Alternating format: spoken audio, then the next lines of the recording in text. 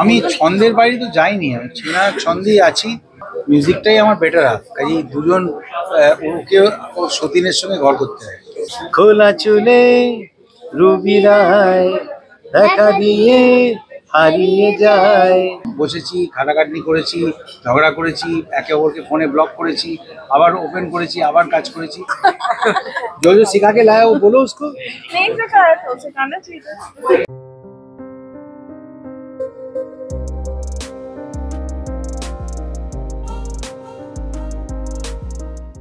আমি ছন্দের বাইরে তো যাইনি, আমি চেনা ছন্দেই আছি।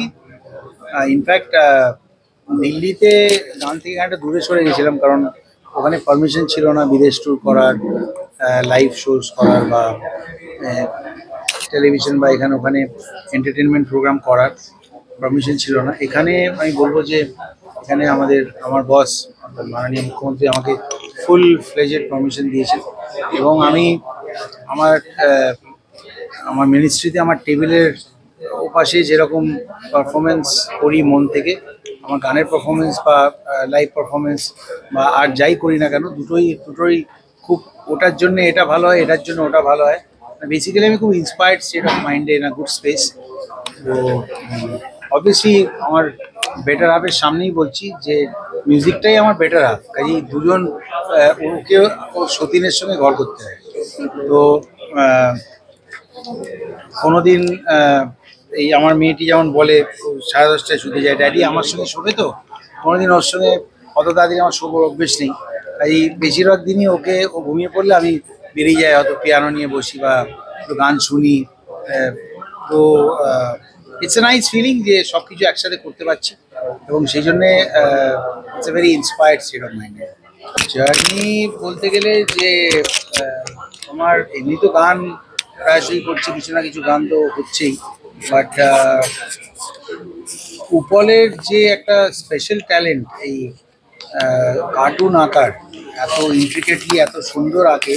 আমি বহুদিন ধরে ওটার ওর ওই স্পেশাল অ্যাবিলিটিটা একটা খুব বড় অ্যাডমায়ার। আর আমি চেয়েছিলাম যে ওর এই ট্যালেন্টটা খুব ভালো করে শোকেস হোক, কোনো আর্ট গ্যালারিতে হোক, ইয়ে হোক, কোনো কারণে সেটা হয়ে ওঠেনি।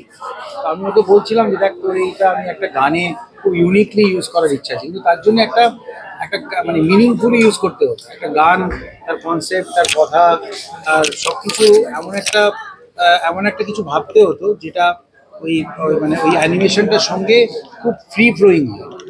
তো ওইরকমই ভাবতে ভাবতে একদিন মাথায় এলো যে বাঙালিদের কাছে যে যে নামগুলো প্রেমিকা হিসেবে খুব অমর হয়ে গেছে, বিভিন্ন সিঙ্গার, শিলাজিৎ দার ঝিন্টি, আমাদের কবির সুমনের শুধু তোমাকে চাই,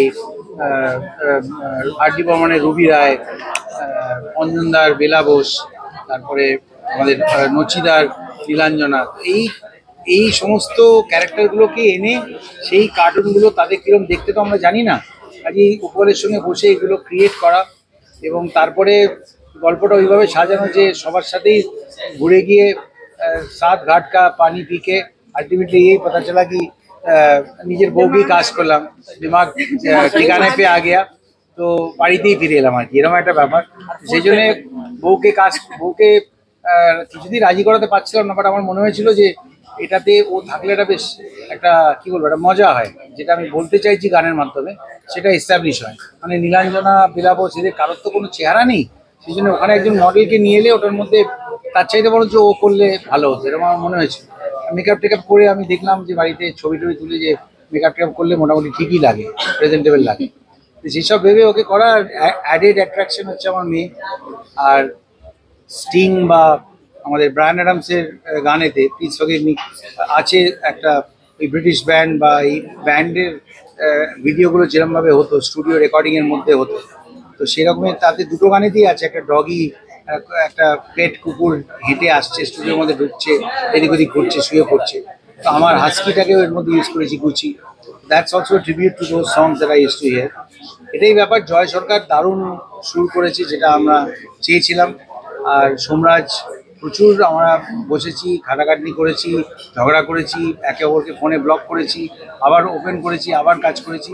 ইট ওয়াজ এ গ্রেট থিং। আর যেহেতু পিকচারটা আমার মাথায় খুব ক্লিয়ার ছিল যে আমি এক্স্যাক্টলি কী করতে চাই, সেই জন্য ভিডিওটা আমি নিজে ডিরেক্ট করবো এটাও ভেবেছি। কিন্তু আমার যে অ্যাসিস্ট্যান্ট ডিরেক্টর ছিল, অ্যাসপায়ারিং ফিল্ম মেকার অভিজিৎ পাল, ও খুব ভালো কাজ করেছে। আমি চেয়েছিলাম উপলকে একটা সারপ্রাইজ দেবো, যেগুলো স্টিল ফটো হিসেবেই থাকার কথা ছিল, বাট আমি ওগুলোকে অ্যানিমেট করতে চেয়েছিলাম, মোটামুটি একটু মজা আনতে চেয়েছিলাম, একটু মুভমেন্ট আনতে চেয়েছিলাম।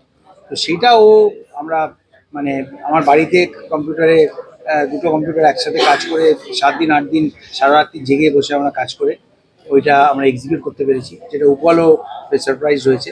তো আমার মনে হয়, যেটা আমাকে সবাই বললো যে এই ধরনের ভিডিও কিন্তু সত্যি হয়নি বাংলায়, কেন হিন্দিতেও কিন্তু খুব একটা হয়নি। খুব একটা কেন আমার তো মনে পড়ছে না এরকমভাবে অ্যানিমেট করে কোনো গান হয়েছে বলে। এমনি অ্যানিমেশন ভিডিও অনেক আছে, তো আপনারা দেখুন, লোককে দেখান, শোনান, সেটাই ভালো। আমি খালি 2 লাইন আমার মেয়ের সঙ্গে, হ্যাঁ বাবার সাথে কাজ করে না, গান গিয়ে শুট করে কেমন লেগেছে বলো? দারুণ লেগেছে। বাবা কি একটু বকাঝকা করেছিল? গান গাওয়ার সময় বাবা কি একটু বকাঝকা করেছিল? না, বাবা একটু বকাঝকা করেনি। বাবা কোথায় বকে? কোথায় বাবা বকে? কে বেশি ভালোবাসে, মা একটু বেশি ভালোবাসে, বাবা একটু বেশি ভালোবাসে? বোধ। Politically correct. তোমার গলায় একটুখানি গানটা, যে গানটা তুমি গেয়েছো আজকে, যে গানটা সবাই দেখলো, সেই গানটা একটু আমাদেরকে শোনাও। ওটা ও গায়নি, বাবা গেয়েছে, কিন্তু বাবার গানটা আমার থেকে ভালো গায়, মিষ্টি করে গায়। একটু দিয়ে দাও, দিয়ে দাও।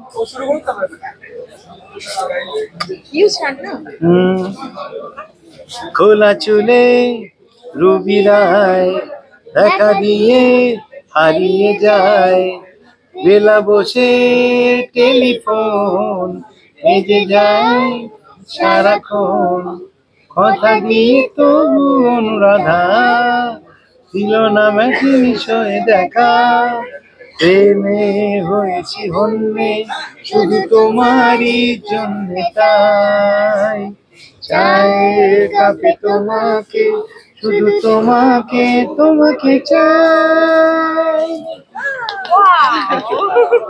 खूब भालो लगे थे और वैलेंटाइंस के लिए इतना अच्छा गिफ्ट दिया, मतलब बहुत अच्छा लग रहा है। इतने साल के बाद भी गाना गा सकते हैं मेरे लिए। 8 साल हो गए शादी को, फिर भी रोमांटिक বাংলাতে বলো দেখি। খুব খুব ভালো লাগছে। আর একটু কি বলবো, একটু লজ্জা লজ্জা করছিল না, লজ্জা করছিল না, খুব কমফোর্টেবল ছিলাম क्योंकि हस्बैंड है, हस्बैंड से क्या शायद तो बहुत कंफर्टेबल था, बहुत अच्छा नहीं। इसका वो तो रोज बुलवाना पड़ता है, बोलते नहीं है, बुलवाना पड़ता है उसको। वो सच नहीं है, काफी रोमांटिक आदमी हूँ और फैमिली मैन हूँ, तो ऐसा रोज बुलवाना पड़ता है ऐसा नहीं है। कितने हस्बैंड अपने वाइफ को लॉन्च करते हैं वीडियो में, और वंस एंड ओनली एक बार ही किया है वीडियो, गाने के लिए ज़रूरी थी। बताओ, बहुत अच्छा लगा बाबू सुप्रियो जी के साथ काम करके। जो जो सिखा के लाया वो बोलो उसको। नहीं सिखाया तो सिखाना चाहिए। এটা কি Valentine's day gift? Valentine's day gift আছে, और वैलेंटाइंस डे के लिए इतना अच्छा गिफ्ट हस्बैंड से मिल पाना बहुत, मतलब बहुत अच्छा लगा। খুবই মজা লাগছে, এবং পুরো ব্যাপারটা খুব অর্গানিক ভাবে হয়েছে বলে, যে খুব প্ল্যান ছিল যে এরকম একটা কিছু করতে হবে তাও না। হ্যাঁ, বাবুল আমার ছবি ভালোবাসে, অনেকদিন ধরেই চেয়েছিল একটা যদি এক্সিবিশন করা যায় আমার ছবি, তো সেটা আর হয়ে ওঠেনি। তো তারপরে এই আইডিয়াটা ওর মাথায় নানান রকম সব উদ্ভট আইডিয়া আসে। আগেরটা যেমনি ছিল যে ও আর সোমলতা একটা গান করেছিল একসাথে, সেখানে আমরা একটা ক্যামিও রোলে আমি এবং অনিন্দ অ্যাপিয়ার করেছিলাম, সেটাও মজা লেগেছিল। এখানেও সেরকম একখানা আইডিয়া ওর মাথায় আছে যে আমার ছবি ইউজ করবে ও, এবং সেখানে ওই একটা প্রেমের গান, সেখানে ঝিমটি, রুবি রায়, সব বিখ্যাত যে চরিত্রগুলো যেগুলো গানে ছিল সেগুলো আসবে। সেই চরিত্রগুলোকে কিরকম দেখতে হবে সেটাও আমি জানি না। পুরো জিনিসটা খুব অর্গানিক ওয়েতে একটা একটা করে হয়, এবং তারপরে আমি চাইনি মানে মিউজিক ভিডিওতে অ্যাপিয়ার করতে। আমি যে ঠিক আছে ছবি এঁকে দিয়েছি আমার কাছে, সেগুলো না তাহলে হবে না, তুই এঁকেছিস তোকেও থাকতে হবে। সব নিয়ে মানে বেসিক্যালি যেটা হয় যে ওই আমাদের তো অনেক দিনের বন্ধুত্ব, তো জয়ের সাথে আমার চিরকালে খুনসুটির একটা সম্পর্ক, হ্যাঁ ভীষণ ভালো বন্ধু আমার। তো সব নিয়ে একটা হই হই করে জিনিসটা হয়েছে, এটাতে খুব আনন্দ পেয়েছি। এবং শুধু তাই না, জয় টয় না, যারা অন্যান্য যারা কাজ করেছে থেকে খুব সোমরাজ খুব ভালো লিখেছে, এবং যারা মিউজিশিয়ান তোমার সুদীপ্ত যে অ্যারেঞ্জ করেছে, তারপরে ড্রামস বাজিয়েছে সানি, হ্যাঁ, অরিন্দম বেস বাজিয়েছে, রজত গিটার বাজিয়েছে, এবং ব্লুপার হাউস বলে একটা স্টুডিওতে শুটিং হচ্ছে, যেটা আমার খুব প্রিয় স্টুডিও।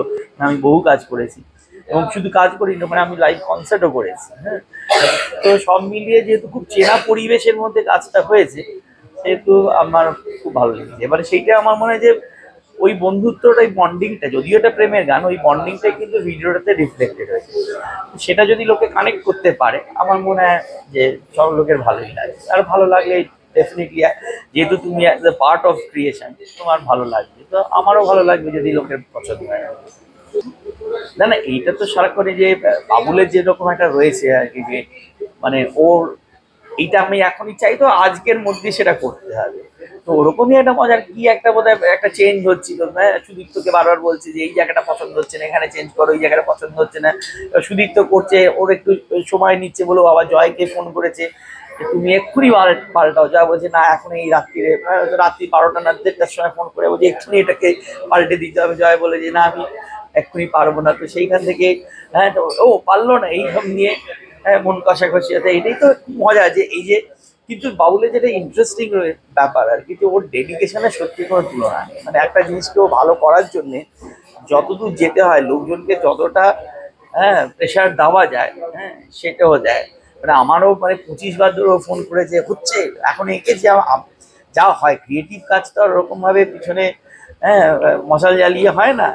যে তার সময় মাঝে মাঝে আসে, তোমার মাঝে মাঝে মনে হবে না এই মুহূর্তে আমাকে একটা ক্রিয়েটিভ ব্লক আছে, আমি পারছি না কাজটা করতে, ভালো লাগছে না। ভালো না লাগলে তুমি জোর করে কাজটা করতে গেলে সেটা ভালো হয় না। তো সেরকম হয়েছে, কিন্তু মানে ও আর কি অসম্ভব ডেডিকেটেড, এক্ষুনি করতে হবে, এক্ষুনি করে ফাইনালি কাজটা হয়েছে। তো সেই পুরো জার্নিটা খুব মজা। এমন আমি বলছি, আমার মনে আছে যে একটা মিটিং, সেটা বাবুলের ইয়েতে হয়েছিল, বাড়িতে হয়েছিল। খুব সুন্দর বাড়িটা গঙ্গার একদম ধারে, তো অনেক উঁচু একটা ফ্ল্যাট আছে, ফ্ল্যাট থেকে পুরো ব্যালকানি থেকে ওই গঙ্গাটা দেখা যায়, খুব সুন্দর।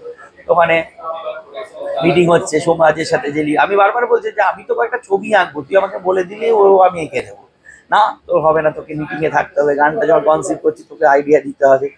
তো সেখানে গিয়ে সেদিনই বোধহয় ইউএফএ চ্যাম্পিয়নশিপের ফাইনাল না কি একটা ছিল, সেই ফাইনাল। আমি ওকে বলেছি দেখ আমি যেতে পারি, কিন্তু আমি গেলেও কিন্তু ওকে আমাকে 11:30 12টার মধ্যে ছেড়ে দিতে হবে, কেন ফিরে এসে আমি খেলা দেখবো, আমি ফুটবল খেলা দেখি, আমি ওই খেলা মিস করতে চাই না। হ্যাঁ, ও বলে হ্যাঁ কোনো ব্যাপার না, চলে আয় করে ফাইনালি বোধহয় ছাড়া পেলাম 2:30 সময় রাত্রিবেলা। হ্যাঁ, প্রচন্ড গজগজ করতে করতে এসে যথারীতি হ্যাঁ ফার্স্ট হাফটা মিস করে গেলাম, সেকেন্ড হাফটা এসে দেখলাম। কিন্তু এটাই হচ্ছে মজা, যে যেখানে একটা কাজ যখন হয়, আড্ডা যখন শুরু হয়, বন্ধুত্ব, সেখানে তখন কাজটাই ইজ ভেরি ইম্পর্টেন্ট হয়ে যায়, অন্য জিনিসগুলো আর আসে না। তখন ঝগড়াঝাটি হয়, রাগারাগি হয়, হ্যাঁ তুই আমাকে এতক্ষণ আটকে দিবি। ফাইনালি যখন এখন কাজটা দেখছি, তখন মনে হয় যে না, ওয়ার্থ ইট, যে ওই যে সময়গুলো নষ্ট করেছি, এই সময়গুলো নষ্ট করে একটা ভালো জিনিসই হয়েছে, খারাপ জিনিস।